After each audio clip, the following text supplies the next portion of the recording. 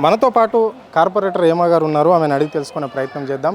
చెప్పండి మేడం, జూబ్లీహిల్స్ ఎన్నికల వైపు రాష్ట్ర ప్రజలంతా చూస్తున్నారు. మరి ఏ పార్టీ గెలవబోతుంది? మీ ప్రచారం ఎట్లా కొనసాగుతుంది?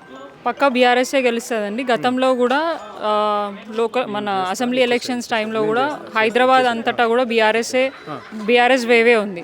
సో లాస్ట్ టైం గెలిచింది కూడా బీఆర్ఎస్ అభ్యర్థి గోపీనాథ్ గారే. ఈసారి కూడా ఖచ్చితంగా బీఆర్ఎస్ అభ్యర్థి సునీతమ్మ గారే గెలుస్తారు.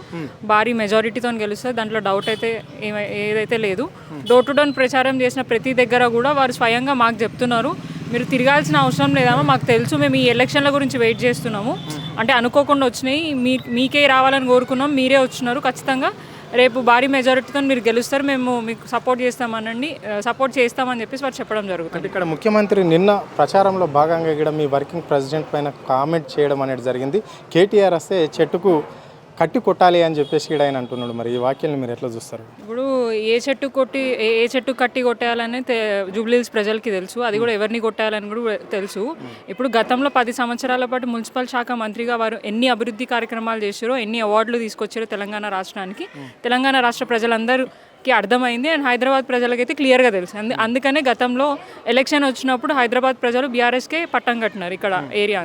ఇప్పుడు కూడా ఒక మున్సిపల్ శాఖ మంత్రిగా నువ్వున్నావు, ఒక ముఖ్యమంత్రివి, మరి 2 ఏళ్ళ నుంచి నువ్వేం బిక్తున్నావు? తెలంగాణ రాష్ట్రానికి జూబ్లీహిల్స్లో ఇంతగానం చెత్త పేరుకపోయింది. ఆ చెత్తలో నిన్ను వండబెట్టి నిన్ను దొక్కితే అప్పుడు అర్థమవుతుంది. అది మాకు క్లియర్గా అర్థమవుతుంది. నోటికి ఎంత వస్తే అంత ఒక సీఎం చైర్లో ఉండి నోటికి ఎంత వస్తే అంత మాట్లాడడం కరెక్ట్ కాదు.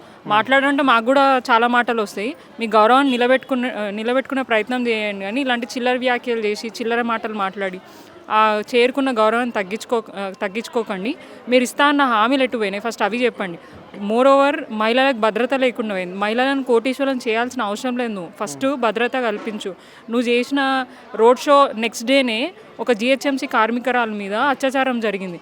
నువ్వు ఒక మున్సిపల్ శాఖ మంత్రివి కదా, మరి నీ పార్టీకి సంబంధించిన ఒక మహిళా మేయర్ ఉంది. మీరందరూ ఏం బీక్తున్నారు? జూబ్లీహిల్స్కి వచ్చి ప్రచారం చేస్తున్నారు, కానీ రాష్ట్రంలో ఇంత అరాచకం జరుగుతున్నా, ఇంత శాంతి భద్రతల వైఫల్యం ఉన్నా కూడా, అదే కాకుండా ఎడ్యుకేషన్లో గురుకుల పిల్లలు విద్యార్థులు ఊరేసుకొని చనిపోతున్నారు, ప్రిన్సిపల్ హరాస్మెంట్ చేస్తున్నారు, అది ఇదని. సో ఇన్ని జరుగుతున్నా కూడా ఎడ్యుకేషన్ మినిస్టర్ కూడా నువ్వే. మరి ఫస్ట్ ఇన్ని శాఖలు నీ దగ్గర పెట్టుకొని హోమ్ మినిస్టర్ కూడా నువ్వే. భద్రతా వైఫల్యం, ఎడ్యుకేషన్ లోపము, ప్లస్ మున్సిపల్ శాఖ మంత్రివి, ముఖ్యమంత్రి, అన్ని శాఖలు నీ దగ్గర పెట్టుకొని 2 ఏళ్ళ నుంచి నువ్వు పీకిందైతే ఏం లేదు. కానీ జూబ్లీహిల్స్ ప్రజలైతే నేను పీకడానికి రెడీగా ఉన్నారు. చెంప మీద 2 దెబ్బలు వేసి ఖచ్చితంగా నీకు మాత్రం జూబ్లీహిల్స్ ప్రజల్లో మంచి రిజల్ట్ అయితే ఇస్తారు బీఆర్ఎస్ పార్టీ. ఇక్కడ మరి కాంగ్రెస్ అభ్యర్థి కూడా అవాక్ చవాకులు పేలుస్తున్నాడు. నేను అనుకుంటే బీఆర్ఎస్ నాయకులు కావచ్చు, లీడర్లు కావచ్చు, ఎవరు కూడా నా ఇలాకాలకు వెళ్ళి పోలేరు అని చెప్పేసి కూడా ఆయన అంటున్నాడు. మరి ఈ వాక్యాలను మీరు ఎట్లా చూస్తారు? మొన్న నవీన్ అన్న మాట్లాడుతూ నా మీద ఇంతవరకు ఒక రిమార్క్ లేదు, నేను చాలా నీతి నిజాయితీగా ఉన్నా అని చెప్పి మాట్లాడుతున్నాను. మరి మా బీఆర్ఎస్ నాయకులే మీదనే ఎందుకు పడుతున్నారు? బీఆర్ఎస్ నాయకులే కనిపిస్తారు ప్రచారంలో. నీకు ఎవరు ఇక కాంపిటీషన్ లేరా? బీజేపీ నాయకులు కనిపిస్తలేరు, నా వేరే పార్టీ నాయకులు ఇంకెవరు కనిపిస్తలేరు, ఓన్లీ బీఆర్ఎస్ఏ. వాళ్ళు జూబ్లీహిల్స్ ప్రజలు ఓట్లు ఏం అడగాల తెలియక, ఎందుకంటే ఇస్తాన్న హామీలు కూడా ఇప్పుడు దాకా 6 గ్యారెంటీలు ఒక్కడు కూడా నెరవేర్చలేదు. వారు అడగలేక మమ్మల్ని, మా పార్టీ నాయకులను బెదిరించడం, మమ్మల్నే కాదు ఓటర్స్ని కూడా, స్వయంగా ఓటర్లను కూడా బెదిరించడము. మేము ఓటు అడిగి వెళ్ళిన తర్వాత వాళ్ళ దగ్గరకు వచ్చి వాళ్ళని బెదిరించి మీ ఇండ్ల మీద బుల్డోజర్ తీసుకొస్తాం, స్వయంగా ఒక ఓటరే మాకు చెప్పిండు. మేము బయటికి చెప్పుకోలేకపోతున్నామమ్మ, సపోర్ట్ అయితే బీఆర్ఎస్కే చేస్తాం, కానీ మేము గిట్ట మాట్లాడితే మా దగ్గరికి ఇంటి మీదకి బుల్డోజర్ తీసుకొస్తా అని అంటున్నారు అని చెప్పి వాళ్ళు భయపడే పరిస్థితి ఉంది. సో రాష్ట్రంలో ఏం జరుగుతుంది ఏంటిదని జూబ్లీహిల్స్ ప్రజలు గమనించినారు. ఆయన ఇన్ కేస్ జూబ్లీహిల్స్లో తిరగలేకపోతే ఆయన ఇంకేడా తిరగడా? ఒకటి జూబ్లీహిల్స్లోనే ఉంటాడా? వస్తాడు కదా, సికింద్రాబాద్కో వస్తాడు, ఇంకా వేరే నియోజకవర్గం. అప్పుడు వచ్చినప్పుడు మేము తిరగనిస్తాం అనుకుంటున్నారా? మాకు కూడా చేతల్లో చూపించచ్చు, మాటల్లో చూపించచ్చు, కానీ ఎలక్షన్ కోడ్ ఉంది, మా లైన్లో మేము పనిచేస్తున్నాం, అదే లైన్లో పనిచేయండి. మేము జూబ్లీహిల్స్లో ఇంటింటి ప్రచారం చేసేటప్పుడు గత 10 సంవత్సరాల పాటు బీఆర్ఎస్ హయాంలో గోపీనాథ్ గారి నాయకత్వంలో ఎంత అభివృద్ధి జరిగింది, ఏం చేశారు అనేది చెప్పుకుంటా ఓట్లు అడుగుతున్నాం. కానీ నువ్వు చేసిన ముఖమే లేదు, ఇచ్చిన ముఖమే లేదు. నువ్వు ఏం అడిగి ఓట్లు వేస్తావు? ప్రజలని లాస్ట్కి నీకున్న ఆప్షనే పబ్లిక్ని ఇబ్బంది పెట్టాం. ఆయన కూడా అదే అంటున్నాడు. అంటే ఇక్కడ గతంలో మాగాటి గోపీనాథే ఇక్కడ ఎమ్మెల్యేగా, ఆయన చనిపోయినాక వాళ్ళ భార్య కావాలని కన్నీళ్లు పెట్టి ఓట్లు అడుగుతున్నది. ఇక్కడ కాంగ్రెస్ పార్టీ అధికారంలోకి వచ్చి నుంచి 200 కోట్ల రూపాయలు జూబ్లీహిల్స్ అభివృద్ధి కోసం కేటాయించింది. మరి ఆమె ఏమని అడగాలి ఓట్లు? ఎందుకని అడుగుతున్నది, మీ ఇంటి దగ్గరికి వస్తే ఎట్లా ఓటేయాలని చెప్పేసి ప్రజలు అడగాలని చెప్పేసి ఇక్కడ వాళ్ళకి సూచనలు సలహాలు చేస్తున్నాడు ఇక్కడ అభ్యర్థి. మొన్న ఒక మంత్రి, కాంగ్రెస్ పార్టీ మంత్రి ప్రచారం చేస్తుంటే ఒక మహిళ వచ్చి 4,000 ఇస్తా అన్నారు, ఎటు పోయింది, 2,500 ఎటు పోయింది అని వాళ్ళని అడుగుతుంది.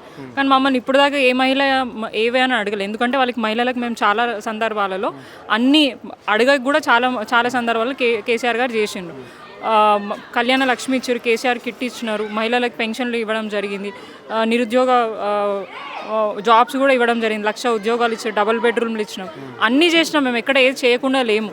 ఒకటో రెండో మిస్ అయి ఉండొచ్చో కానీ 100కి 100 ఎన్ని అయితే హామీలు ఇచ్చారో దానికి 99 మాత్రం మేము ఫుల్ఫిల్ చేసినాం. ఏదో ఒకటో రెండో మిస్ అయితే దాన్ని చూపించి వీళ్ళు అది చేయాలి ఇది చేయాలని మాట్లాడతాను. కానీ నువ్వు 90 100 ఇచ్చి నువ్వు ఒక్కటి అర గ్యారంటీ కూడా నువ్వు పూర్తిగా ఇంప్లిమెంట్ చేయలేదు. నువ్వు ఏం అడుగుతావు? ఇప్పుడు బస్సుల కారణంగానే చాలామంది చనిపోతున్నారు. ఇప్పుడు మొన్న చూసుకుంటే చేవెళ్ళ వాళ్ళు చెప్పడం ఏంది, ఓవర్లోడ్ అయిపోయింది, ఫ్రీ బస్ పెట్టడంతో కెపాసిటీకి మించి చాలామంది ఎక్కడం జరిగింది. అదే కాకుండా రోడ్లు సరిగ్గా లేవు.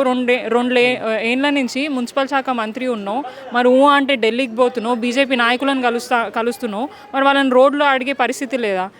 అడిగే చేత కాదా? ఇవన్నీ నీ లోపాలు పెట్టుకొని బీఆర్ఎస్ పార్టీని అనడం. ప్లస్ ఒక మహిళ వారి ఇంటి పెద్దను కోల్పోయిండు, ఒక భర్తను కోల్పోయిండు, 3 పిల్లలు ఉన్నారు, వాళ్ళ పెళ్ళిళ్ళు కాలేదు.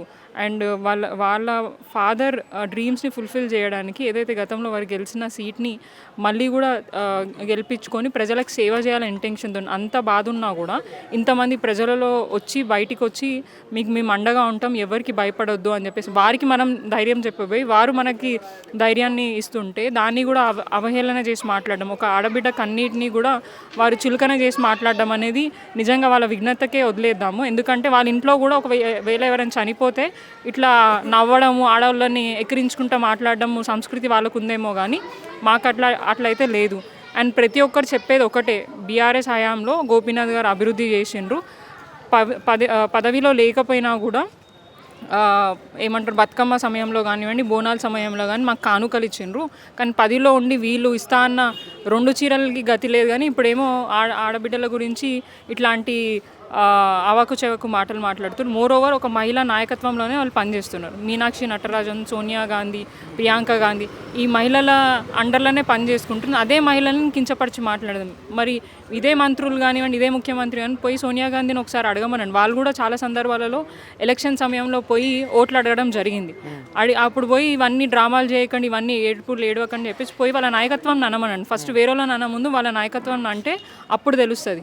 ఇంట్లో ఒక ఆడబిడ్డ ఇంటి పెద్దను కోల్పోయినప్పుడు ఆమె అది కూడా ఎక్కడ ఎమోషన్ అయింది, ఒక కార్యకర్తల సమావేశంలో అయింది, ప్రజల మధ్యలో అవ్వలే. ప్రజల్లో ఆమెకి ఎంత బాధ ఉన్నా కూడా దాన్ని దిగమింగుకొని ప్రజలకు అండగా ఉంటా అని చెప్పేసి నిరంతరం డోర్ టు డోర్ వెళ్తున్నా అంటే ఇంకా ప్రజలు ఎమోషనల్ అవుతున్నారు. అక్కడ వాళ్ళు ఎమోషనల్ అవుతున్నా కూడా సునీత గారు వారిని ఓదారుస్తూ నేనున్న, గోపీనాథ్ గారు ఆశయాలు నెరవేరుస్తా, ఖచ్చితంగా వారు ఎట్లయితే పనిచేసిన వారికి అంతకంటే మించి పనిచేస్తా. ఒక మహిళ బాధ ఒక మహిళకే అర్థమవుతుంది. డెఫినెట్గా మీకున్న బాధలన్నీ కూడా రాత్రి పగలు చూడకుండా మీకు అప్పుడు అవసరం ఉన్నా మేము వస్తాము, నిలబడతామని ధైర్యాన్ని ఇస్తూ ప్రతి ఇంటి, ఎందుకంటే మాట్లాడాలంటే చాలా మాట్లాడచ్చు, మేము కూడా తెలంగాణ బిడ్డలమే, మాకు కూడా చాలా మాటలు వస్తాయి. కానీ ఒక లైన్ దాటి ప్రవర్తించదు. రాజకీయాల్లో ఉన్నప్పుడు నువ్వు చేసిన పనులు ఏందో చెప్పుకొని నువ్వు ఓట్లు అడుగు. నువ్వే ఆ మాట అన్నావు ప్రచారం చేసేటప్పుడు, ఏం అభివృద్ధి చేసినావు అని చెప్పేసి ఓటు అడగాలని అన్న. కానీ మీరు మాట్లాడేది సభలలోకి పోయి మీరు గిట్ట బీఆర్ఎస్కి ఓటేస్తే సంక్షేమ పథకాలు రాదంటున్నారు. అధికారంలో ఎవరున్నారు? బీఆర్ఎస్ ఉందా, కాంగ్రెస్ ఉందా? ముఖ్యమంత్రి ఆయన ప్రచారంలో భాగంగా చెప్తున్నాడు 6 గ్యారంటీలు అందరికీ అందినాయి కాబట్టి మహిళలు ముఖ్యంగా మాకే ఓట్లు వేస్తారు, 1 కోటి మంది మహిళలను కోటేశ్వరాలను చేసినాము అంటే జూబ్లీహిల్స్లో నవీన్ యాదవ్ ఓడిపోతే 6 గ్యారంటీలు ఆగిపోయే అవకాశం ఉంది అని చెప్పేసి ఇక్కడ ఆయన అంటున్నాడు. అంటే ఇక్కడ సబ్సిడీ గ్యాసే కావచ్చు, ఇంద్రమ్మ ఇండ్లు, తెల్ల రేషన్ కార్డులు, రకరకాల పథకాలు అన్నీ కూడా ఆగిపోయే అవకాశం ఉందన్నాడు. అంటే కేవలం జూబ్లీహిల్స్ ప్రజలకి ఆగిపోతాయా లేకుంటే తెలంగాణ వ్యాప్తంగా ఆగిపోయే అవకాశం? నాకు అర్థం కాదు ఏంటంటే జూబ్లీహిల్స్ ఏమైనా వేరే రాష్ట్రంలో గిట్ట ఏమైనా ఉందా లేదంటే వేరే దేశంలో ఉందా? ఎందుకంటే ఉన్నది తెలంగాణ రాష్ట్రంలో ఉంది, హైదరాబాద్ ప్రాంతంలోనే ఉంది. ఇన్ కేస్ ఒకవేళ ఓడిపోతే అన్నీ ఇక్కడ ఎందుకు ఆగిపోతే? రాష్ట్రంలో ముఖ్యమంత్రి నువ్వే కదా, మొత్తం తెలంగాణ రాష్ట్రం అంతటా కూడా ముఖ్యమంత్రి నువ్వే.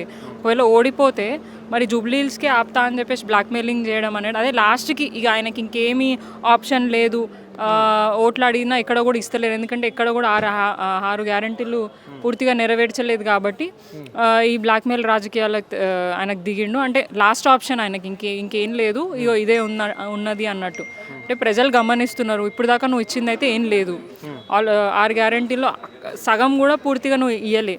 200 యూనిట్లు అన్నో ఏ మహిళకు వస్తుందో ఒకసారి చూపి, 2500 అన్నో ఏ మహిళకు వస్తుందో చూపి, పెన్షన్ అన్నో ఏ మహిళకు వస్తుంది, తులం బంగారం, స్కూటీలు ఇవన్నీ ఏ మహిళకు వస్తున్నాయి. ఇన్ కేసు వస్తే ఆ డేటా బయట పెట్టు, చూపి ఇగో పలానా ఈ వ్యక్తులకు ఇచ్చినాం మేము, ఇంతమంది లబ్ధిదారులు జూబ్లీ హిల్స్లో లబ్ధి పొందినారు మా కాంగ్రెస్ హయాంలో అని చెప్పు. కానీ అవన్నీ చేయకుండా వాళ్ళ స్వయంగా వాళ్ళు మంత్రులే అంటారు కదా, ఏడుంది బై తులం బంగారం ఏడిచ్చేటట్టుంది, బంగారం రేట్ పెరిగిపోతుంది అని అంటాడు.